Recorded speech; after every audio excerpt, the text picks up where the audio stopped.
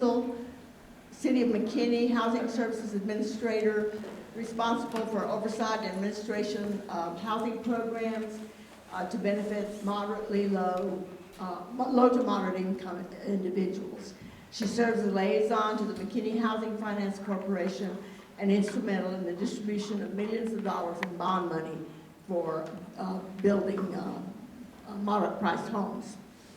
Todd Mark, Executive Director of Friends of Consumer Freedom, a nonprofit that provides financial education and consumer advocacy across Texas. He's founding member of the DFW Housing Consortium, which is how I met him, a coalition of organizations and nonprofits focused on regional approach to affordable housing. He's had some interesting backgrounds, a regular guest on CNN's Dollar Signs. He's created national partnerships for foreclosure prevention efforts and counseling and coaching on college campuses and multiple other efforts. Thank you for being here. Ernest Burke, Executive Director of the Plano Housing Authority, and I've known Ernest a long time, but I couldn't find any information on him.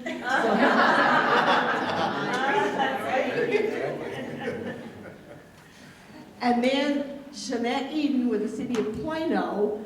She had declined to participate because she was having a public hearing tonight, but it turned out to be she had to move that, so she is here with us. She is kind of Crystal's counterpart with the City of Plano. And our moderator and lead member, Stephanie Mace, we're very excited to have her. She is Vice President with United Way.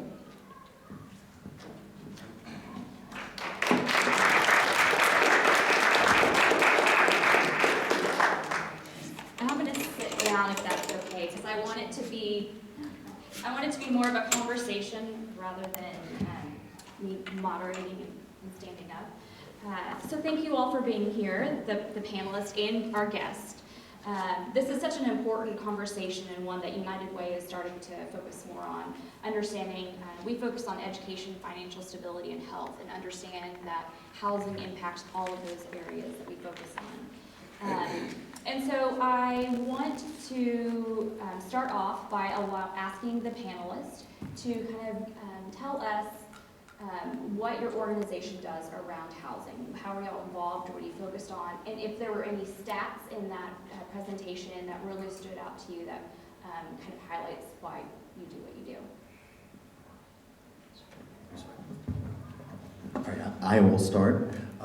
Hey, thanks everybody for being here tonight, by the way. What a great house. As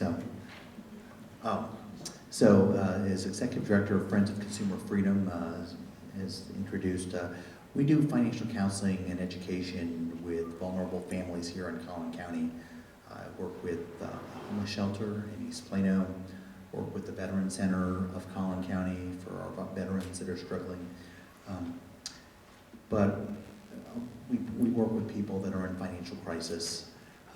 And dating back to the recession when I was with a national HUD-approved housing counseling agency, seeing the impact and the urgency of people that are facing the loss of a home. Today, even though we've got economic issues that somewhat look similar to what we saw 12 years ago, not for the housing bubble, but all the other economic indicators, what's scary is that instead of people fearing losing their home, we're seeing a lot of people that can't find housing that's affordable within their budget. Now, the federal government would state that 31% of your income toward housing is deemed affordable. And as Mike, as you were putting the stats up there and showing the income versus the median housing prices here in Collin County, you definitely see an issue. Because what I didn't see is we saw the median incomes and then the top end incomes, as we didn't see the salary ranges for our police officers and firefighters, for our teachers, for our public servants, for our baristas, for people that manage the storefronts that are here. So I always wonder where those people are gonna live. I've lived in Collin County for 12 years, every day of my life in Texas, and I've been lucky to live in all four cities, the four major cities here of Collin, Frisco, McKinney, Allen, and Plano, all right around the same intersection at the heart of it all, 121 Custer. My fear right now is that as we see the success within Collin County and all the incredible corporations that come in, bring in incredible jobs, have great salaries, that Collin County is not going to remain affordable at all for the very amenities that brought people here, for the great schools where those teachers are going to be at, for our major retail centers like Stonebriar or Willow Bend, where the people that are working there are going to live. Are they commuting from Oklahoma? Are they coming over from Farmersville? It's an issue. So. Okay. Thank you all for being here. So the question was, what are we doing for housing? At the City of McKinney, we, in our Housing Community Development Department, we focus on housing at so many different levels, but we start from that, we help transition homeless into housing with our tenant-based rental assistance program, so that's kind of our first stage with that. And then for the next stage of people that are ready to buy housing, we help with down payment closing cost assistance, because we know it's hard to find those houses. And a lot of people, if they can afford it, they don't have the down payment closing costs to get in the house. After that, we're really helping trying to preserve the housing by keeping the ones that are in housing in their house, especially our elderly, with our home repair program. So when those houses need rehab, so we're focused on housing at that level. And then on top of that, we are currently partnering through our Housing Finance Corporation. We're partnering with a developer to build multifamily housing. We're currently working on a project that's going to have about 206 units of affordable housing on our west side. And we're kind of going up to that 70%. A lot of our tax credit properties focus at 60%, and now that we can do income averaging, we're going to have some 70% that helps get some of our teachers and our firefighters and some of those higher range employee rates in there. And I mean, we looked at it the other day, and even at the city level, you think of all of our employees, that over 1,000 employees we have, and 600 would qualify to live in these apartments at the fair market rates that we have now and where our incomes are. So it is definitely hard to find that affordable housing. So we're trying to look at it on all levels. We're currently doing a housing analysis study to kind of see where all those gaps are, because it's not just the average person that's working, it's all these people that are moving in from Toyota, and they're looking for the higher priced houses as well, and it's still hard to find those. It's still hard for them to find when they're making six figures. It's not just low income. So it's definitely a challenge these days to find affordable housing.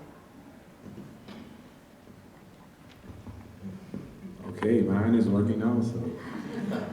All right, I want to basically just give a quick preview of what we do at the Plano Housing Authority.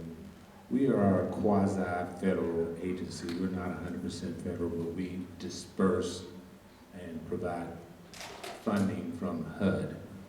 HUD gives us money to help those who are in need from a housing standpoint, or even to the extent of it being something that may be entrepreneurial, where we may collaborate with the city and do something and build some project or house and try to provide that dwelling for an available, affordable person, someone who has actually meets the AMI for affordable.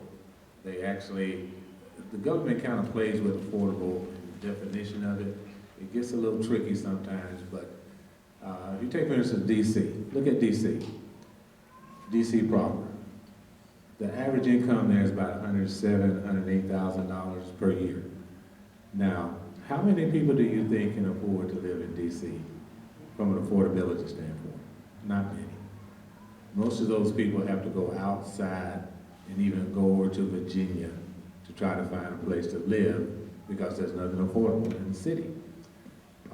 We take a different spin on it here in Plano, in that we try to reach out to, we have what's called a list. It's called a wait list, and I hate to call it that, but that's exactly what it does. You have to wait your turn before you're called in to receive a voucher.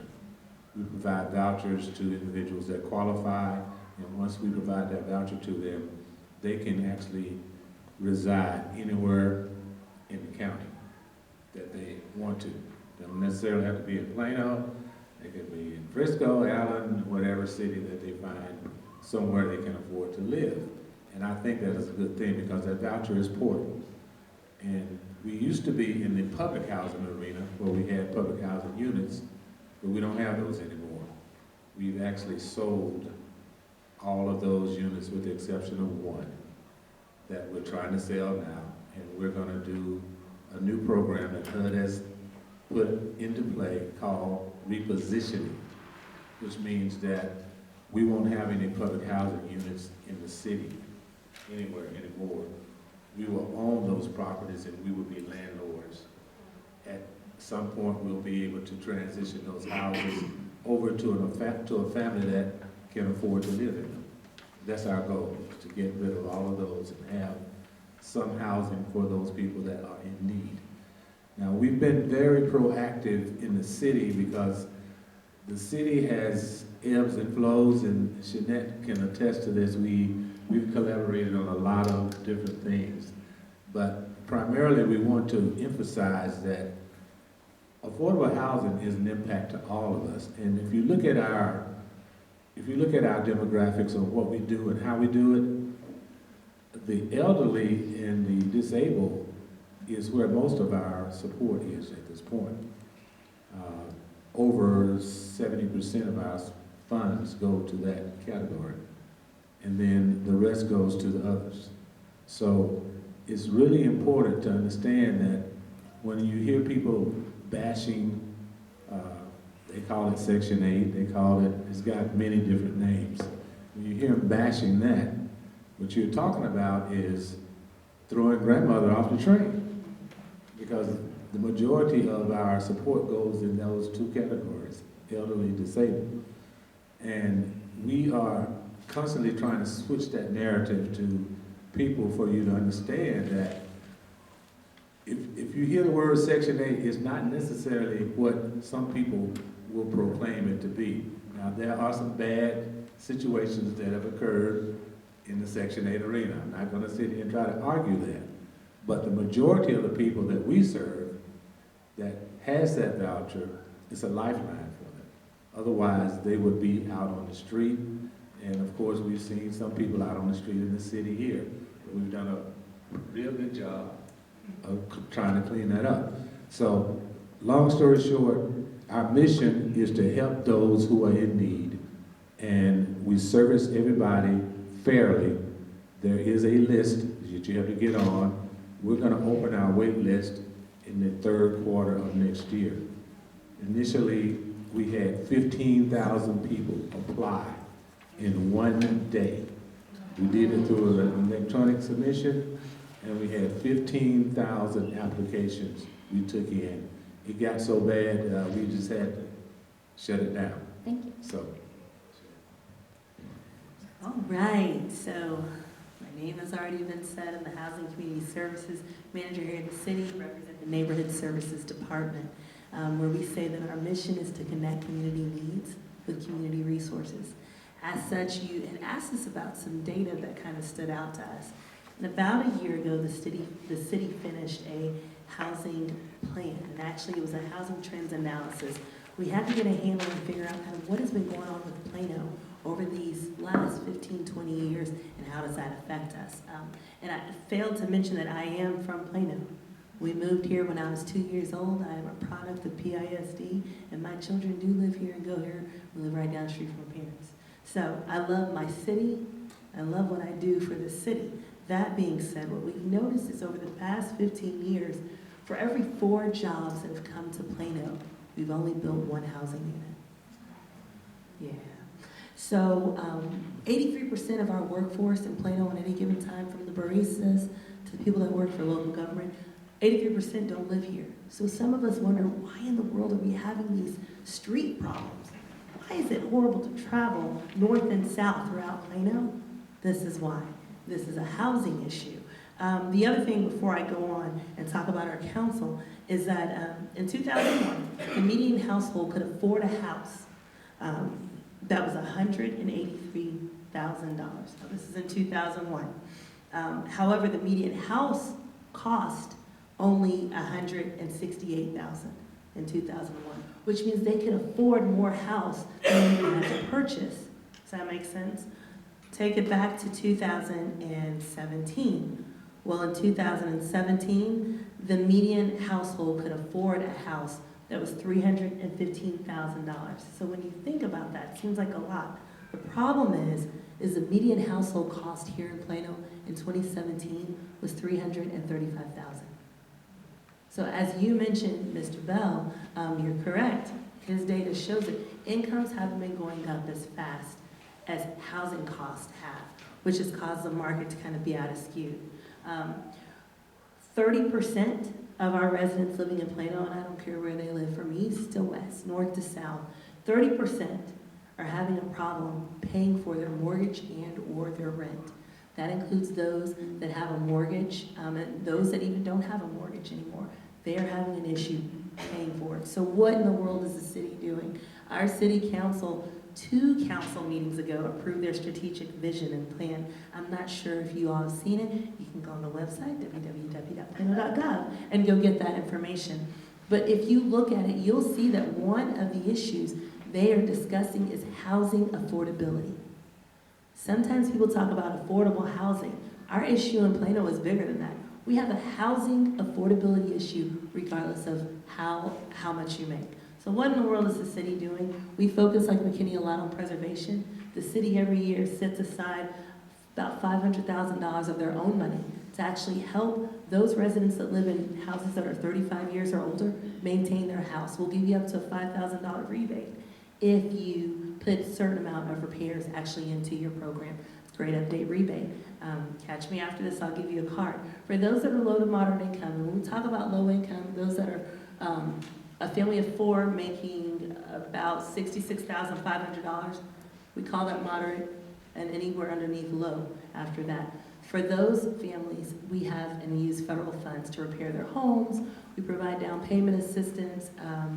We, of course, help homeless, and I'm going to lend the floor because I can be very long-winded. It's okay. Thank you. Thank you so much for kind of telling us how you're working in the housing space. So my question is, HUD has a definition around affordable housing. Ernest, would you kind of share that definition and how is that definition used across the entire space? Well, it is supposed to apply to those areas where there are actually residents or people that live there that are in the $15 to $22 per hour range, salary-wise. And if you are spending more than 80% of your AMI, you're probably not going to survive where you are. So you have to be in a category where you can, if you want to be in an affordable category, you have to be at least 30% or less of your AMI to be able to at least be able to sustain your living. Because if you live outside of an area, you have to commute, then that's going to add more to your expense ratio, which will cause you to actually not be able to afford to live in a certain zip code or area, or even close to where you work. We are strongly trying to get a lot more support out of DC in providing more funding for us to help more people in that category that are in need of funds to be able to live closer to where they work.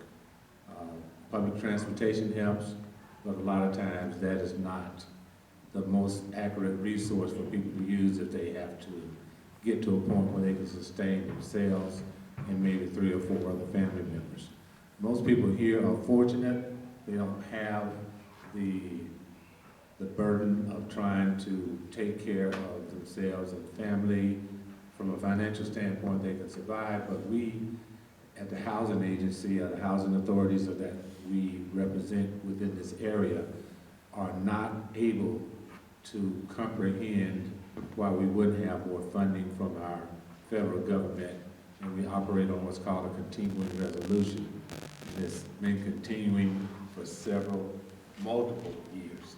And we are looking for something more stable, where we can put our foot down and anchor in and then begin to help people the way that we should be helping them.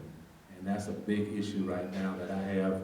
I go to DC quite a bit to go to our congressional leaders and people there to reinforce to them where they came from and what's going on back home that they need to address up there in the Senate and the House so that our people can have at least a style of life that they can live with. Thank you. Does anybody else want to? What are some of, I think Crystal already mentioned some of the tools in your toolbox that the cities have from the federal government to help with affordable housing and help cover some of the cost. So you have CDBG funds, you also have preservation funds. Are these funds consistent across all of the cities in our region, and are the funds fairly consistent year over year? Well, I will say that it is fairly consistent in the funds, the amount, the type of funding that we have across the board. In some aspects, McKinney is a little different that we do not get home funds. We are not a PJ. So we get direct funding as an entitlement of CDBG funds from the government, but we do not get home funds. We have to apply for those funds through the state. So we go through TDHCA annually for the home funds. Explain those acronyms. With home funds, we use those for our down payment assistance program, our tenant-based rental assistance program. All of those that I kind of mentioned earlier, those are home funds through the state. And then our CDBG, our Community Development Block Grant funds, there we go. We use that for our rehabs and to help fund our nonprofit agencies and all of those. So it just depends. So because we are the largest city in Collin County, we get a bit more funds. So y'all have heard half of the alphabet soup tonight. HUD is U.S. Department of Housing and Urban Development. They fund our cities, our housing authorities across the nation, Community Development Block Grant, CDBG, and Home Investment Partnership Grant.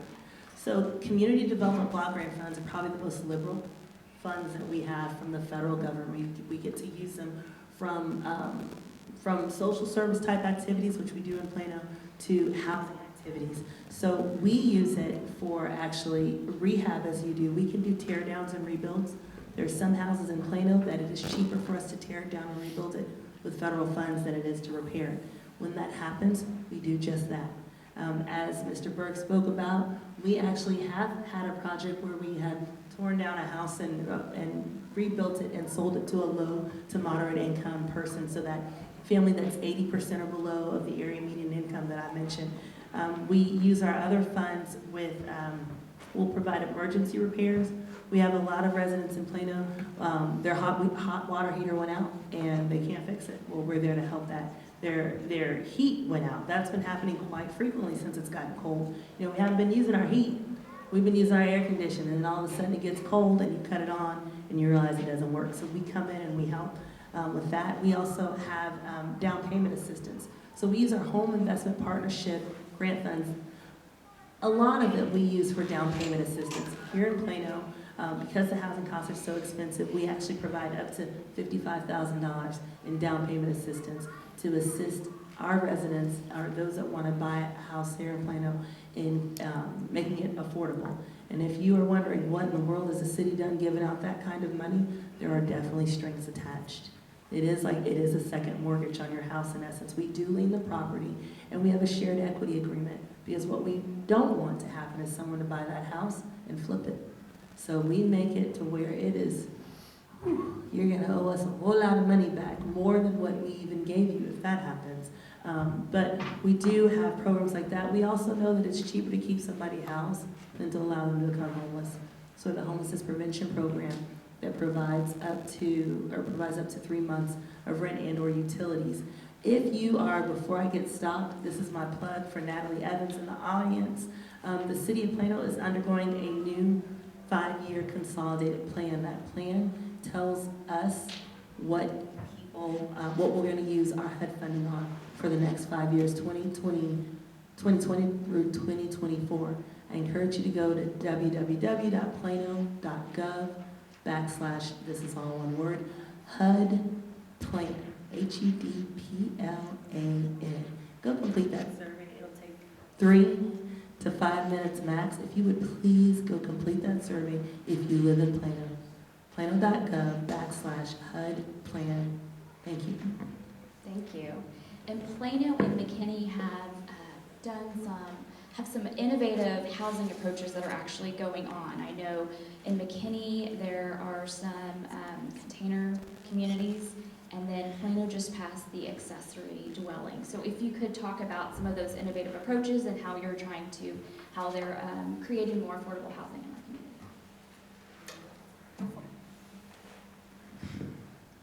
This is definitely when I should give the mic to Mr. Bell in the audience. So I'm going to tell you, yes, I do not represent the planning department, but what the little that I do know is that you're right, accessory dwelling units were created. However, you have to have enough land to build that in the back. There are rules around that. I'm not going to tell you that it's necessarily for affordable housing. However, what I do know is I think it was a big step for our city council or our planning and zoning to recommend it, and for our city council to actually approve something like that. I think knowing that the minimum square footage of a house in Plano used to be 800 square feet. Obviously, accessory dwelling units are going to be even smaller than that. That's a big first step. I think it has opened the door, possibly. No one leave the room saying I said this for sure, but there is potential to open the door for other types of housing here in Plano. The state legislature passed a rule where we can no longer in cities dictate the housing materials used to build a house. So that's also going to change how housing looks around as well. So that's all I have. Crystal. With the container homes, that's actually our Habitat who is building the container homes, which we're very excited to see that because that is moving forward. Everything got approved on that, and they're starting to get the moving. I just saw a super awesome playground that's going on it too. I mean, it is spectacular, the work they're doing and what's taking place for affordable housing. And we're looking into seeing what those next things are, those innovative things that we can do for affordable housing. You know, is it the tiny homes? Is it, you know, are we focusing on our elderly and the smaller houses, and what can we do? And so there's so many fun things that are out there that we're starting to look into, and that's part of our housing and needs analysis study, and looking forward on all that to see what it is exactly we continue to do. Todd, as a member of the DFW Regional Housing Consortium, can you talk about what are some other creative ideas that are out there in the region that are other organizations or groups that have innovative housing solutions? Well, certainly one of the things we've seen on a national basis, not necessarily here in the Metroplex, are tiny home communities. And much like the container homes, which if you haven't seen, just Google online, Codgroves, is that the name? Codgroves in McKinney from the Collin County Habitat for Humanity. It's an innovative program that many parts of the United States are looking at. But tiny homes, once again, looking at structures that cost a lot less to put together, that are much more efficient, not just in cost, but in time to produce, and putting together communities. So you've got a bunch of homes, and then you've got a center that may have wraparound social services. Because when you think about tiny homes, you're thinking about container homes, you're thinking about habitat, you are thinking about more on the low to moderate income side, and saying, all right, it's not just enough to produce lower cost housing, but we want to make sure we have appropriate counseling and support services so they can have sustainable income, budget, and anything to support their families so that it's sustainable, so that they don't become evicted, foreclosed upon, and become homeless once again if they were homeless or fall into that for the first time. So there's a lot of different innovation when it comes to lower cost housing. The issue that we face in Collin County, we're going to face all across Texas, is where is it going to go, and how much is really needed. I mean, when we talk about 4 jobs for every 1 house created, we know that there's a housing shortage here. And all of the down payment assistance programs, the vouchers that we do, which are so essential to families in need, it doesn't address the lack of housing. So we need to figure out, for those that say affordable housing is really essential, just not in my backyard. That's the catchphrase NIMBY. We want it, we just don't want it here. And we need to cut through